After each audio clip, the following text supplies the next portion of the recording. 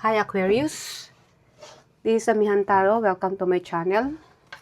Ito po ay general reading, so pwede kang makarelate, pwedeng hindi. So kunin mo lang ang message na para sa'yo. At remember, this is only energy at message or gabay from universe. So nasa iyo ang last say. Ikaw pa rin ang may free will, so ikaw pa rin ang may decision. At ito ay, ang energy is fluid ha. Pwedeng nangyayari na, mangyayari pa lang, at nangyayari na. So, para sa mga napadaan sa aking channel, please subscribe, pakihit ang notification bell. Pag nagustuhan po ninyo ang aking reading, please like, comment, and pakishare na rin. So, now let's start Aquarius. Ang iyong overall energy. 6 of Wands, Challenge, Queen of Swords, Hidden Energy, Page of Pentacles. Ang iyong past energy, Page of Wands, your present, Temperance, your future, 7 of Cups, choices. And then ang outcome, King of Pentacles. Ang advice, the Hermit. Okay, Aquarius. Ang iyong overall energy for this week is 6 of Wands. Ito is victory, success, o isang tao nanalo sa isang digmaan. So, halimbawa, ang energy mo ngayon is parang masaya ka.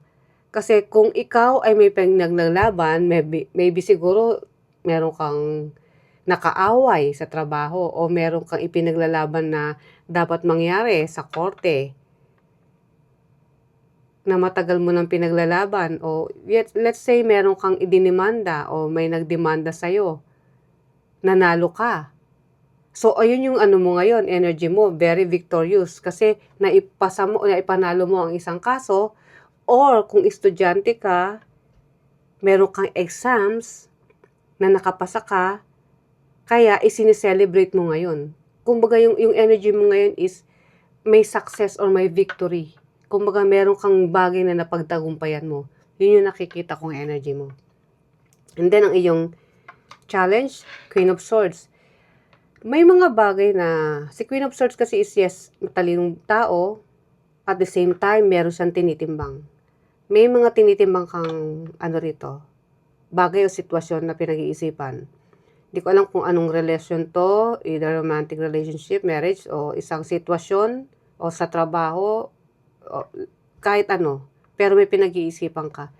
Since challenge mo yan, yun yung nagiging blockage mo. Hirap ka mag-isip sa ngayon. Yes, may victory, pero at the same time, may mga time na hindi ka masyado makipag-isip. And then, ang yung Page of Pentacles, meron kang gustong simulan. At ito is, ando din yung ano mo, yung focus. Simulan na trabaho, simulan na business, o may creative talents ka na gusto mong puntahan gusto mong gawin. So, ayun yung hidden energy mo. Okay, and then ang iyong past energy is Page of Wands.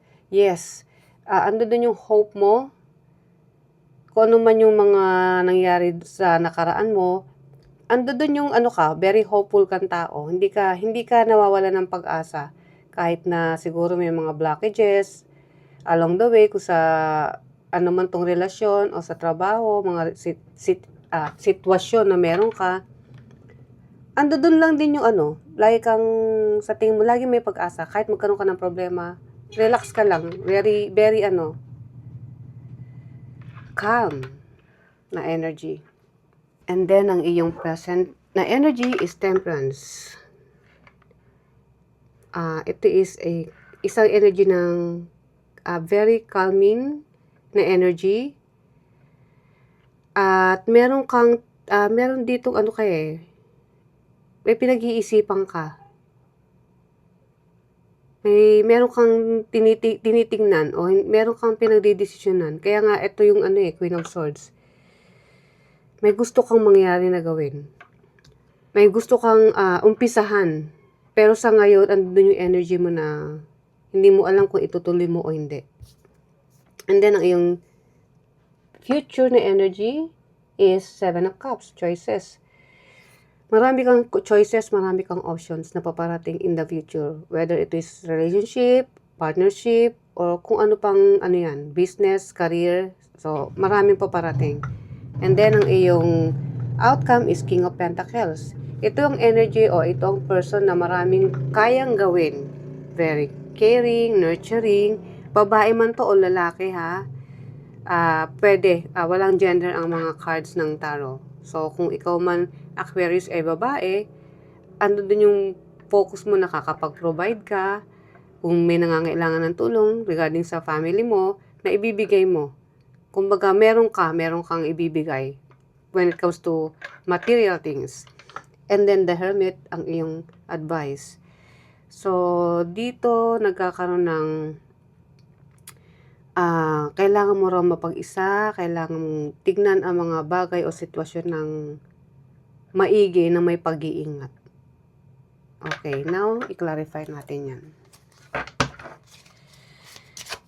So, Six of Wands. Ano ang clarification card ng Six of Wands? Six of Swords. Okay. Ito yung sitwasyon, kaya nga sabi ko sa'yo kanina, di ba? May bagay na feeling mo nagtagumpay ka, whether may nanalo ka sa kaso o nanalo ka sa isang contest o isang estudyante ka na meron kang naipasa mo yung exams or board exams, bar exams, yan. Kaya yun ang energy mo. At kung ano man ang gusto mong puntahan, ang next step, yun yung gagawin mo. Na sa tingin mo is, doon ka mag-uumpisa ng panibago mong journey. Kasi Six of Swords is also a travel. At the same time, ganun din kasi ang Six of Wands eh. So, ando doon yun sa tingin mo, pagkatapos kung mapagtagumpayan tong sitwasyon na to, doon ako sa next step na gagawin ko. At sa tingin ko, meron kang paglalakbay na gagawin dito eh, kung saan man tong pupuntahan mo. Kaya nga sabi ko eh, parang nakapasa ka. Nakapasa ka o may nangyari na kailangan mong kumbaga nag-celebrate ka rito eh, may success. And then ang next step nun is magta-travel ka o pupunta ka sa isang trabaho na sa tingin mo magbibigay sa'yo ng stability. Okay, may pagta-travel dito. And then Queen of Swords, i-clarify natin yan.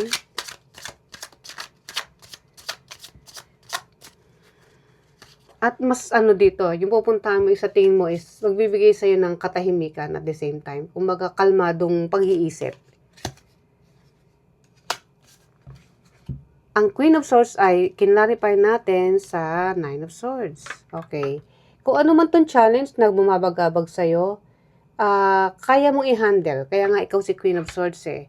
Kasi ang Queen of Swords is isang matalinong tao. Kung meron ka man in the past na nag-cause ng anxiety o pagod, kasi ito kasing, ang Nine of Swords, hindi naman laging anxiety dahil broken-hearted ka. Hindi. Anxiety dahil sa marami kang ginagawa. Pero, since andito si Queen of Swords, kaya mo siyang i-manage. So, matitimbang mo pa rin kung ano yung dapat mong timbangin. And then, ano ang iyong hidden energy?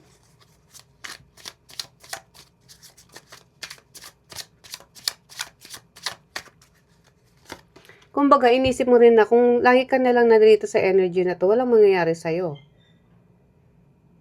So, might as well, gawin mo kung ano yung tama. Kung ikaw is may anxiety o hindi makatulog sa gabi, gagawa ka ng paraan para makatulog ka at i-relax ang isip mo. So, clarified by the devil. Okay.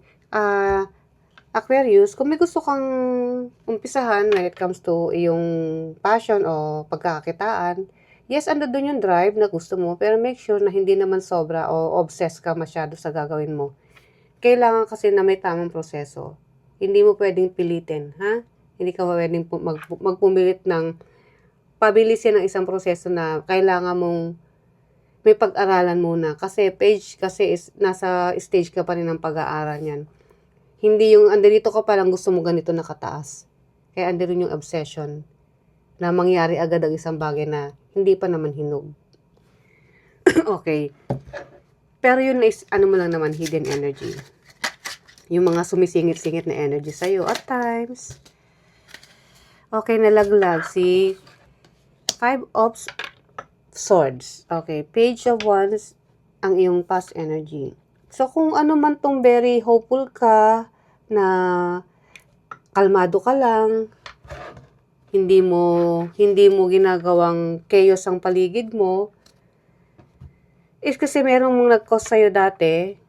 Kasi is ano to Five of Swords is ano to parang conflict. Hindi parang, ito yung sitwasyon na conflict, pag-aaway, pwede rin jealousy. Kung sa trabaho, o sa isang sitwasyon na meron ka in the past, is medyo chaotic, pinilit mo pa rin o nandoon pa rin yung energy mo ng hindi ka nagpapa-apekto. Kung ginagawa mo lang kung ano yung dapat mong gawin. Kung sa tingin mo ang tao o isang bagay o mga tao na nasa paligid mo is toxic, nilalayuan mo yan. Tinatalikuran mo yan. Kaya makikita mo, itong taong to na parang gusto ng gulo lagi, is, ikaw to parang ikaw to na tumatalikod na lang. Kung mag-aaya mo ng away, ayaw mo ng gulo. So, merong isang sitwasyon o maaaring sa paligid mo to, sa trabaho, sa bahay, o isang community na hindi ganun kagandang energy. But, para sa'yo, hindi ka nag-aaksaya ng panahon. Hindi mo sila pinag-aaksaya ng energy. Kalmado ka pa rin. Ayaw ko kung sino to o kung ano to. Maaaring sa, yun nga, sa kapitbahay ba o sa trabaho. Okay, Temperance, clarified by the Sun. Okay, kung ano man daw itong hinihintay mo ngayon, sa present moment o present time, may clarity ka may binibigyan ka ng clarification ng universe na darating ang panahon o darating ang time na magiging klaro sa'yo ang lahat. So, yes, ito, meron kasing energy ng pag-uumpisa rito na hindi mo maumpisan dahil nga nagkukos sa'yo minsan ng anxiety. Ngayon, kinaklarify ng universe na maliliwanagan ka, gawin mo na kung ano yung gusto mo, kung ano yung tama, at kung ano yung magbibigay sa'yo ng energy na healthy, na magbibigay sa'yo ng stability, kung ano man yan. Kaya ito yung energy mo ngayon overall energy mo. Success, victory, pupunta ka sa gusto mong puntahan, na sa tingin mo, tahimik, at the same time, may success. May makukuha kang, magigain ka na mag-grow, magigain ka ng stability sa sarili mo. So, doon ka pupunta. At marirealize mo rin yan ngayon.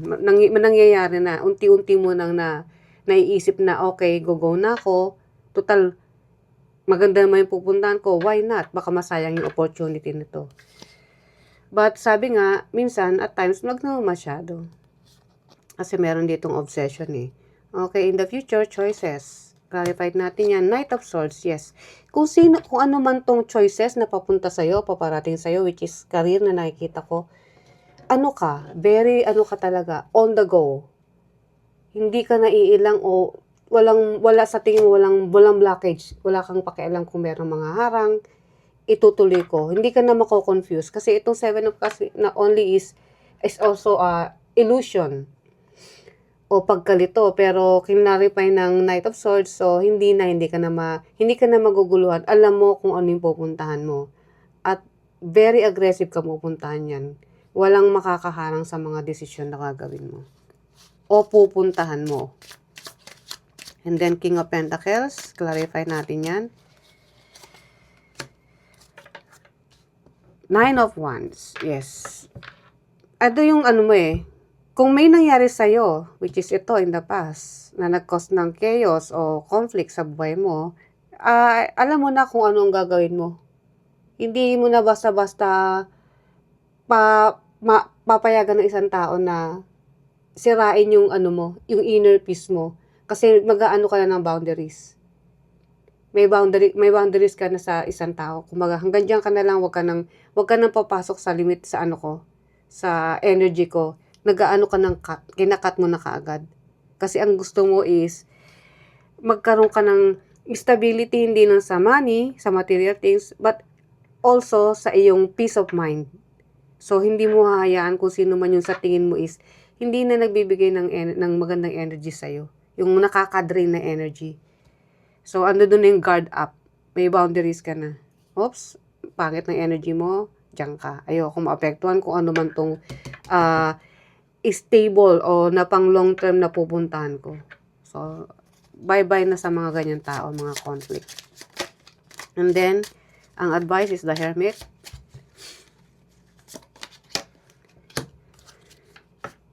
Eight of Cups. Okay. Ang sabi ng universe dito, ito yung advice niya. Kung sa tingin mo, may sitwasyon ka na dapat mo nang kalimutan, which is yun nga, yung mga sitwasyon na hindi healthy. Yan, Five of Swords. Ituloy mo lang yan. Kasi, nang dahil doon sa pag-iisip, na mag-isa, sa pagmumuni-muni mo, magkakaroon ka ng clarity, ng liwanag. Kasi kung makikita mo itong si The Hermit, meron siyang liwanag. Kumbaga, unti-unti mong nare-realize na, okay, kung ano man yung hindi na healthy sa buhay ko, sa isip ko, at this time, alam ko na kung anong gagawin ko. So, nagkaroon ka na ng realization also. So, maganda. So, Aquarius, ito ang last message ni Universe para sa'yo. Universe, ano ang iyong last message para kay Aquarius? Release jealousy. Okay. Jealousy is an affirmation that you don't have something. The universe manifests exactly as you affirm. Let other people's successes inspire rather than frustrate you. If they can have it, so can you. Actually, wala naman ako nakikita na ito na ikaw ang may inggit sa katawan. Itong, although hindi ikaw to, ina-advise na rin ng universe sa'yo na kung ang ibang tao ay ganyan sa'yo o nakapaligid sa'yo, huwag mo silang gayahin. Kasi hindi siya healthy, hindi maganda, at walang magandang outcome na mangyayari sa'yo. Kasi jealousy is, minsan may mga taong ka, diba, dahil sa selos o inggit, pumapatay pa. So, wag mo silang gayahin kung sino man yung nakikita mong ganyan. So, yun yung advice ni universe sa'yo.